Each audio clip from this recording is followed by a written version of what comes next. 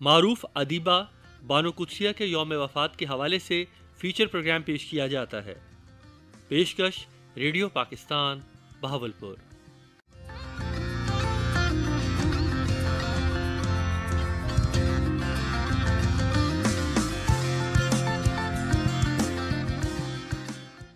ادب کی دنیا میں دو بہت بڑے نام، ڈرامز میں، افسانے میں، شارٹ سٹوری، ناول، ریڈیو، ٹیلی ویژن، حتیٰ کہ فلموں تک ان نے ایک مقام ایسا حاصل کیا ہے جس کا کوئی پیرلل نہیں ہے۔ جناب اشفاق احمد صاحب، آپ بانو قدسیہ، جس طرح کی تحریریں آپ کو پسند آئی نا، وہ ان کے لیے جتنا لہو اور جتنی شدت درکار ہے وہ نہ اب میرا جسم نہ اب میری روح برداشت نہیں کرتا۔ ہر انسان جو کچھ نہ کچھ کریٹو کام کرتا ہے اسے زندگی میں سب سے پہلے جس چیز سے دوچار ہونا پڑتا ہے وہ تنہائی ہے، شخصی تنہائی، جس میں وہ فیصلہ کرتا ہے کہ میں اپنے بہن بھائیوں سے مختلف ہوں، میں اپنی ماں سے مختلف ہوں، میں اپنے باپ سے مختلف ہوں، میں اپنے دوستوں سے مختلف ہوں، اور میرے رابطے دیر تک نہیں چلتے۔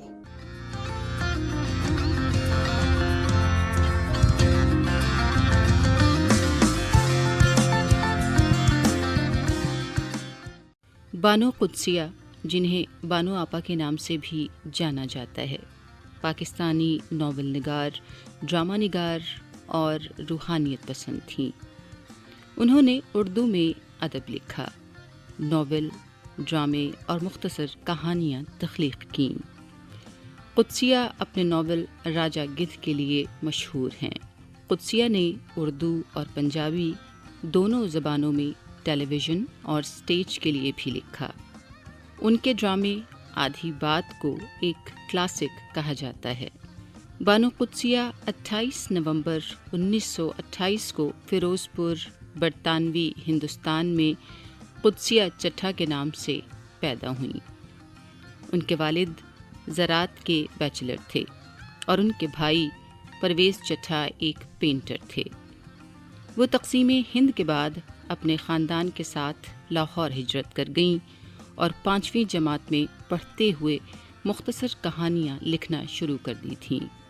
انہوں نے لاہور کے کنیرڈ کالج سے گریجویشن کیا اور پھر گورنمنٹ کالج یونیورسٹی لاہور میں اردو ادب میں ماسٹرز کرنے کے لیے داخلہ لیا۔ انہوں نے 1951 میں اسے مکمل کیا۔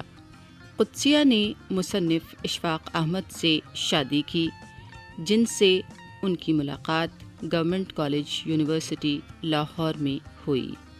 ان کے 3 بیٹے انیق، انیس اور اسیر ہیں۔ جوڑے کو اپنی سماجی زندگی میں لازم و ملزوم سمجھا جاتا تھا۔ میں آپ سب کے سامنے یہ اعتراف کرنا چاہتی ہوں کہ اشفاق احمد میری چادر بھی تھے اور چار دیواری بھی۔ اشفاق احمد نے مجھے لوگوں کے مابین ہمیشہ اس طرح رکھا جیسے وہ حجاب ہوں۔ انہوں نے میرے رشتہ داروں کے ساتھ مجھے ایسے مابین رکھا کہ شرم و حیا دونوں طرفین کی قائم رہے۔ دوستوں میں اور بہی خواہوں کے درمیان جب میں ہوتی، وہ درمیان میں ایک ریشمی پردہ بن جاتے۔ اشفاق احمد کے جانے کے بعد مجھے کئی باتیں سمجھ آئی ہیں۔ اب میرے سامنے ہٹو بچو کہتا ہوا، ہوشیار بادب با ملحظہ کہتا ہوا 2.5 قدم آگے چلنے والا آدمی نہیں ہے۔ اب میں ٹھوکر کھا جاؤں، گر جاؤں، کسی کے کندھے سے بھٹ جاؤں، وہ شخص نہیں ہے جو میرے لیے سڑک پر آگے چلتا تھا اور مجھے بچاتا جاتا تھا۔ وہ شخص موجود نہیں۔ قدسیہ کے ناول راجہ گدھ کو جدید اردو کلاسک سمجھا جاتا ہے۔ معروف موٹیویشنل اسپیکر قاسم علی شاہ کہتے ہیں، میں نے جو دیکھا نا، مطلب ہر بندے کی آنکھ دیکھتی ہے اور آنکھ بدلے نظارہ بدلتا ہے۔ میں نے بانو آپا کو دیکھا ہے سسٹم وینٹیلیٹر، سسٹم کو وینٹیلیشن کے لیے ایسے لوگوں کی ضرورت ہوتی ہے۔ بعض اوقات نا ممبر بھی زور لگا کے اخلاقیات پیدا کرنے کی کوشش کر رہا ہوتا ہے، لیکن کچھ لوگوں کو فن ہوتا ہے کہ وہ لوگ جو کہیں افیکٹو ہیں سسٹم میں، وہ ان کے ساتھ بات کر سکتے ہیں، جس کو ذات کا مکالمہ کہتے ہیں۔ بانو آپا اگر راجہ گدھ لکھے تو اس سے پتہ لگتا ہے حلال حرام کیا ہے۔ عام بندہ شاید ممبر سے متاثر ہو کے حلال حرام کی تمیز کرنے لگ پڑتا ہے. لیکن ایک ایسی کلاس ہے جس کو سول سروسز کی کلاس کہا جاتا ہے, جس کو جوڈیشری کہا جاتا ہے, جس کو ایک رولنگ کلاس کہا جاتا ہے. میں نے بڑے لوگوں سے پوچھا ہے, اور جس طرح وہ ایک ہوتا ہے نا, ایک فرقہ ایک عقیدہ ہوتا ہے, راجہ گدھ ایک پورا نظریہ ہے, ایک اسکول آف تھاٹ ہے, تھیسس ہے پورے کا پورا, اور اس کو بنانا, کریٹ کرنا, مجھے ایسے لگا کوئی 10-15 مل کے ادیبوں نے شاید بنایا. لیکن جو ایک اگر بنا رہا ہے, بانو آپا بنا رہی ہیں, اس کا مطلب ہے کہ اندر کئی بابے, کئی ادیب بانو آپا کے اندر چھپے ہوئے تھے. ہم سب لکھنے بولنے پڑھنے والے لوگ, ہم سب کو سوچنا چاہیے کہ زندہ وہ ہے جو دلوں میں زندہ ہے, اور بابا اشفاق اور بانو آپا ہم سے زیادہ زندہ ہیں. یہ زندہ رہنے والی چیز سوچ ہوتی ہے. ہم سب کو سوچنا چاہیے کہ آخر ان کی کیا سوچ تھی کہ اپنے زمانے سے نکل کے اگلے زمانے میں ان کا قد پہلے سے بڑا ہو گیا, یہ زیادہ مؤثر ہو گئے, یہ زیادہ افیکٹو ہو گئے. یہ ملٹی پلائر تھیوری یہ بتاتی ہے کہ دنیا میں کچھ لوگوں کو اللہ نے بخشا ہوتا ہے یہ فن کہ مٹی کو ہاتھ ڈالے سونا بنتی ہے, ملٹی پلائر افیکٹ ہوتا ہے. تو بانو آپا کا نظریہ, بانو آپا انسٹیٹیوشن ہے, اشفاق صاحب ایک یونیورسٹی ادارے سے کم نہیں ہے. یہ پاس ہمارے یونیورسٹی ہیں, 50 ہزار بچہ پڑھ رہا ہے, سینکڑوں ہزاروں پروفیسر ہیں. یہ ان پہ حاوی لوگ ہیں جو کام شاید یونیورسٹی مل کے اخلاقیات یا معاشرے کو آگے لے کے جانے کا نہیں کر سکیں. یہ ایک اکیلے بندے نے کر کے دکھایا ہے کہ چونچ بے شک چڑیا کی ہو, بوندیں چند ہی ہوں, لیکن کرم ہو جائے تو وہ چونچ سمندر پہ بھاری ہوتی ہے. میں ماں جی کو ایک دن ملنے گیا تو میں نے ماں جی کے لیے ایک گلدستہ پھولوں کا بڑا اچھا, یونیورسٹی پنجاب کے پاس سے میں نے اچھا سا بنوایا. وہ نہیں لیا آٹو 500 روپے والا نہیں, میں کہا بنا یار, ایوی بھی چلا, ایوی لا. میں بنوا کے وہ لے کر چلا گیا 121 ماڈل ٹاؤن. تو میں نے پیش کیا. اچھا کچھ لوگ بیٹھے ہوئے تھے. جب میں پیش کر کے ہٹا, میں پلٹنے لگا تو ماں جی کی آواز آئی, وہ گل سن. وہ میں پلٹا تو انہوں نے بک موتیے کے پھولوں کی میری جھولی میں ڈال دی. میں اس دن سمجھ مجھے آئی کہ یہ جو بانٹنے والے بابے اور طرح کے ہوتے ہیں, تو بانو آپا ایک پورا مقناطیس تھی, ایک پوری کی پوری شخصیت تھی.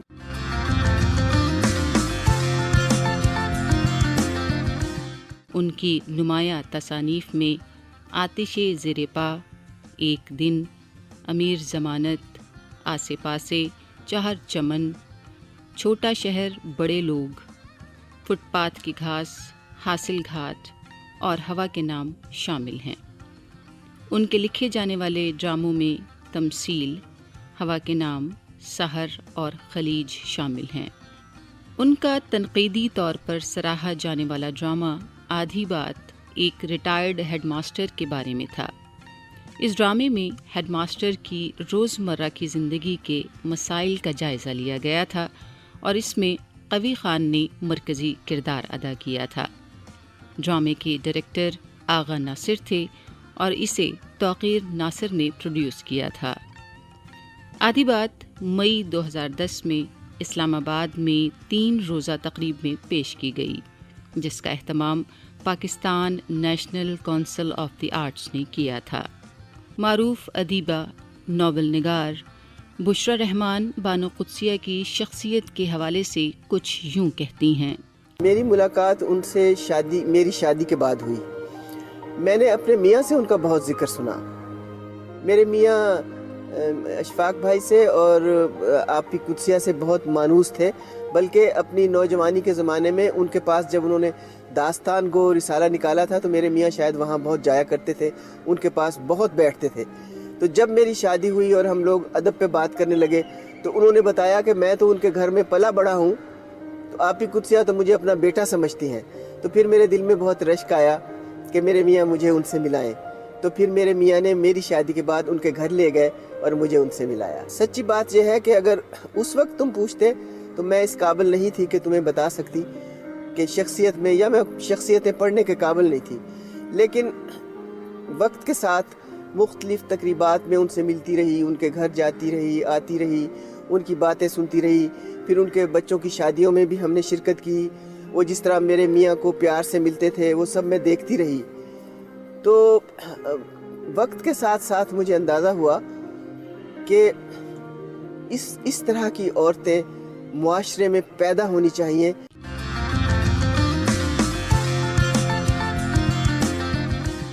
اشفاق احمد کی سوانح عمری بابا صاحب ستمبر 2004 میں وفات کے وقت نامکمل تھی.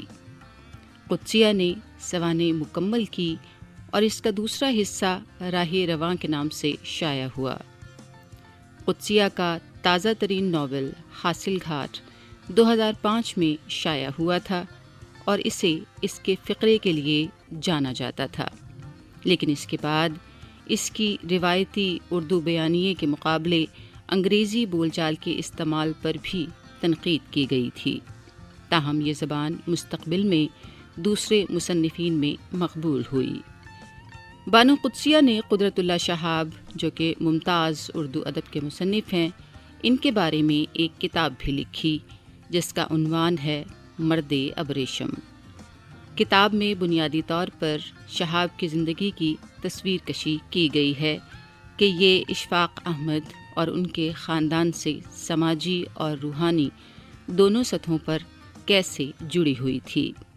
بانو آپا کے بیٹے اسیر احمد یادوں کو تازہ کرتے ہوئے: میں اس گھر میں سب سے زیادہ رہا ہوں اپنے بھائیوں سے، اور اگر میں دکھانا شروع کروں تو میرا خیال کوئی 1500-1800 آدمی ایسے ہوں گے جو اس گھر میں آئے ہیں، مثلا قدرت اللہ شہاب، ممتاز مفتی، اقصی مفتی، ابن انشا، منیر نیازی، آپ نام لیں کسی کا، کسی شعبے سے نام لیں، صرف یہ نہیں کہ فنون لطیفہ میں صرف اگر آپ لیں کہ شاعر ادب سے تعلق رکھتے ہیں، نہیں، جس کا نام داستان سرائے ہے، اس کا اندر واقعی اتنی قسم کی سرائے کے اندر کہانیاں ہوئی۔ ہمارا گھر ایک اب نارمل ہاؤس تھا، اس لیے اب نارمل میں کہتا ہوں کہ میں نے اپنے ماں باپ کی آج تک لڑائی دیکھی نہیں، اس لیے اب نارمل تھا کہ کسی بات پہ تو کوئی چیز ہو جائے، آرگیومنٹ یا کبھی ہوئی نہیں، کبھی میں نے آج تک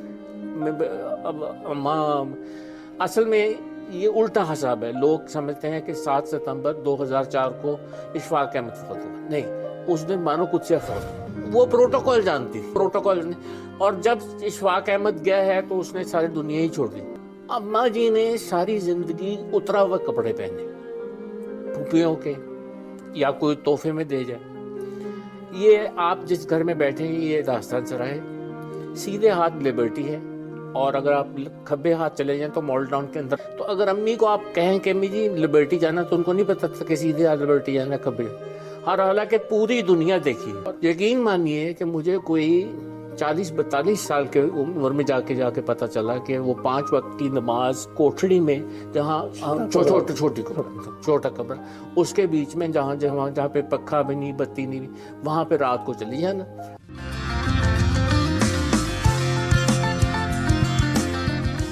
1983 میں قدسیہ کو حکومت پاکستان نے ستارہ امتیاز سے نوازا۔ 2010 میں پاکستانی حکومت نے انہیں ادب میں ان کی خدمات پر ہلال امتیاز سے نوازا۔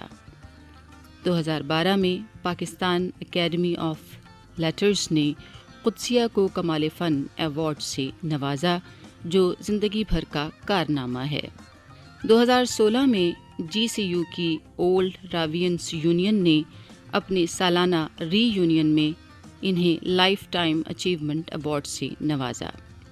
اسی سال پاکستان لائف کیئر فاؤنڈیشن نے قدسیہ کو لائف ٹائم اچیومنٹ ایوارڈ سے بھی نوازا۔ بانو قدسیہ 4 فروری 2017 کو لاہور کے اتفاق اسپتال میں 88 سال کی عمر میں انتقال کر گئیں۔ انہیں 5 فروری کو لاہور میں سپرد خاک کیا گیا۔